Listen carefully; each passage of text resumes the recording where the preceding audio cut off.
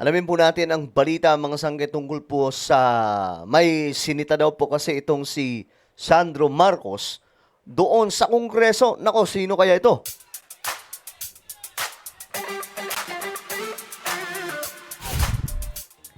Yo guys, what's up? This is me. We are back dito sa ating channel.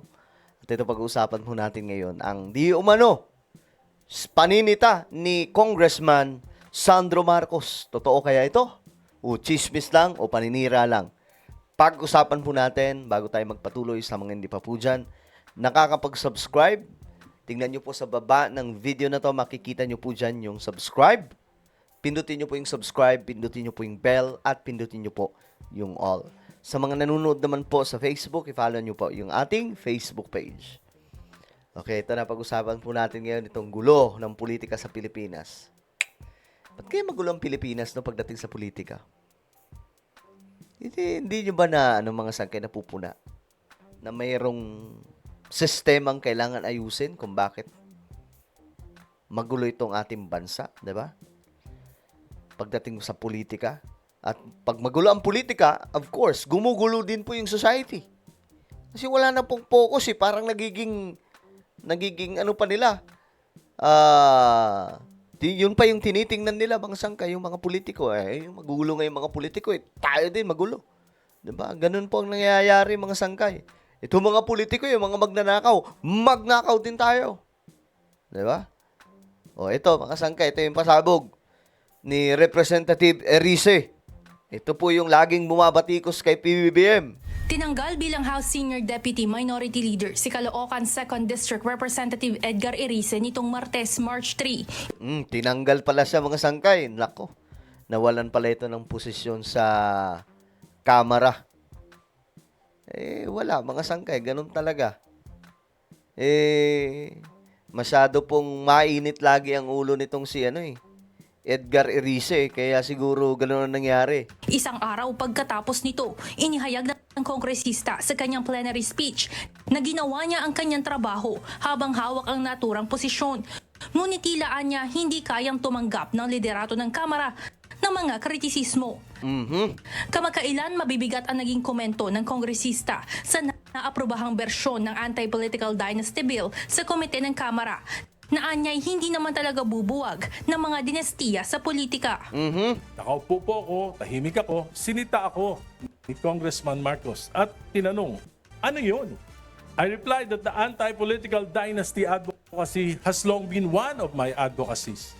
Ngunit sinabi niya, hindi yun. Inaatake mo ang aking ama. Yun pala daw ang nangyari. Hindi ko alam kung gaano katotoo ito Itong paratang niya mga sangkay. Na sinita daw siya ni Sandro Marcos kasi inaatake niya yung kanyang ama. Pero kung totoo man ito mga sangkay, apakaangas naman pala ni Sandro Marcos. Kaya po niyang sitahin ito mga senior sa kanya, mga sangkay. Siyempre, baguhan lamang po siyang kongresista. Kasi grabe rin talaga mamuna itong si Erice. No? Ngayon, itong anti-political dynasty bill, yan po yung nagiging sentro ng usapan ngayon. Kasi ang pinapalabas po ni Erice, ito daw po ay may sabit at ayaw niya po ng bersyon na yon. Mga sangkay, ewan ko kung saan nanggaling yung kanyang statement na yan. Pero marami naman po ang nakakita na maayos ito, kagaya po nila Vico Soto. 'Di ba? Nakita nila mga sangkay, okay ito, kailangan may ipagpatuloy ito, kailangan may isabatas ito. Ang sagot ko, ang kritisismo ay nakakatulong upang maituwid ang mga pagkakamali. May punto din naman 'yon, may punto. Kagaya po ng pamumunan niya na bakit wala pa rin pong napapakulong ng mga malalaking opisyal ngayon. Totoo din yan mga sangkay. Kahit ako, yun po yung napapatanong ako Bakit up to now, Marso na, 'di ba? Wala pa rin pong nangyayari. Bakit tila baga parang akala ko nga December pa 'di ba? It doesn't mean na namumuna tayo, anti-BBM na po tayo. Pro-government tayo. But sometimes, mga sangkay, you have to ask a question.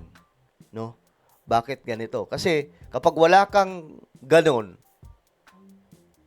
puppet ka na nun. Di ba? Ano ka na nun? Mukha ka ng laruan niya. So, mukha ka ng aso niya. Sunod-sunuran lang sa'yo. Di ba? Nakita nyo mga sangkay, may mga tropa tayong vlogger na gano'n, namumuna sila. Mga pro-government, pero pinupuna nila minsan yung Marcos administration. Kasi, mga sangkay, sometimes, kailangan mong gawin yun. Para matapik sila, kailangan paalalahanan sila. Diba?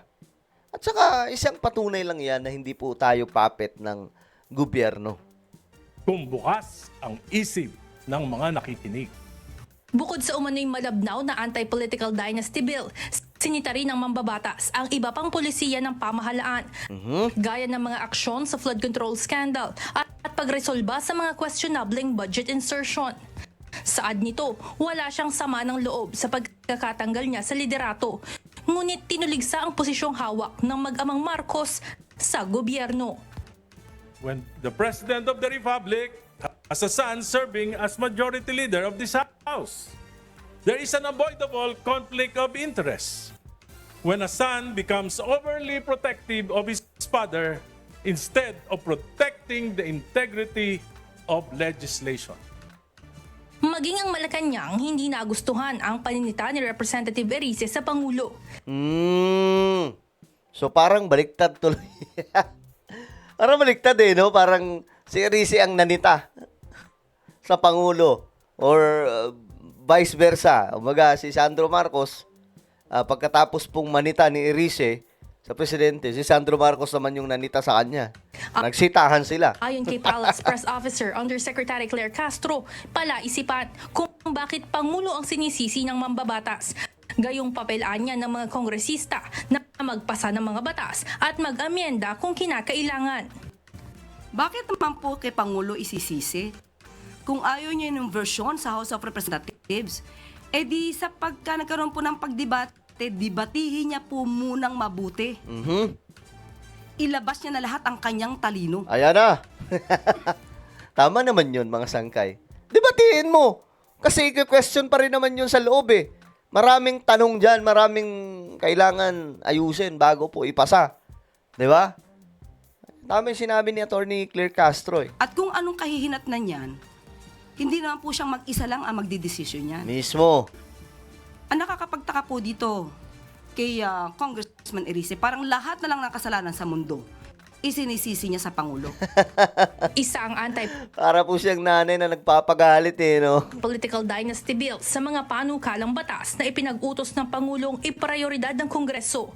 Ang bersyon ni Representative Sandro Marcos at House Speaker Bogie D ang lumusot sa House panel. Samantala, pinalitan si Erice ni mamamayang Liberal Party List Representative Leila de Lima bilang House Senior Deputy Minority Leader. Evana. Okay. So, yung anti-political dynasty kasi na yan, mahalaga yan for now, no, na maisa batas. Pero kung ako ang tatanungin mga sangkay, alam nyo, parliamentary system ang solution dito Mag-shift po tayo ng form of government to parliamentary system. Kasi unless magkaroon po ng pagbabago pagdating po sa sistema ng politika sa ating bansa at pamahalaan, hindi po tayo makakausad. Ganun, paulit-ulit, kahit pa po merong maganda ang anti-political dynasty bill. Pero mas maganda yung parliamentary system. Because we are electing the good and brilliant people. No? Mga leader na talagang namang matatalino. Ganun po yung parliamentary system Well, itong anti-political dynasty bill, ito lang po yung magsasala sa mga iilang tao na pamilya ng namumuno sa mga lalawigan, syudad. 'Di ba? May mga ganun, mga sangkay. Mayor, si kuya, si mayor, si ate yung congressman, si ganito yung gobernador, si ganito yung kapitan. Sila magkakaanak 'Di ba? Ganun po ang nangyayari. So, pero kung ako tatanungin, ano talaga? parliamentary system. Kasi hindi na kailangan ng anti-political dynasty bill doon eh. Kasi lahat po ng mga mamumuno dyan, lahat po ng mga ma-elect, mga matatalino po talaga. Pero kung maano yan, mga sangga, may ipupush yan, edi okay din. Tapos pag parliamentary system, while meron pong anti-political dynasty bill, 'di ba? Ganon. Well, kayo mga sangkay, ano pong inyong opinion dito sa sinasabing paninita ni Sandro Marcos kay Irice? Sa tingin nyo, tama lang naman na sitahin? Comment down below. Meron po tayong YouTube channel, Sangkay Revelation. Hanapin nyo po ito ngayon sa YouTube. Kapag nakita nyo na, i-click nyo po yung subscribe, i-click ang bell, at i-click nyo po yung all. Ako na po ay magpapaalam. Mag-iingat pong lahat. God bless everyone.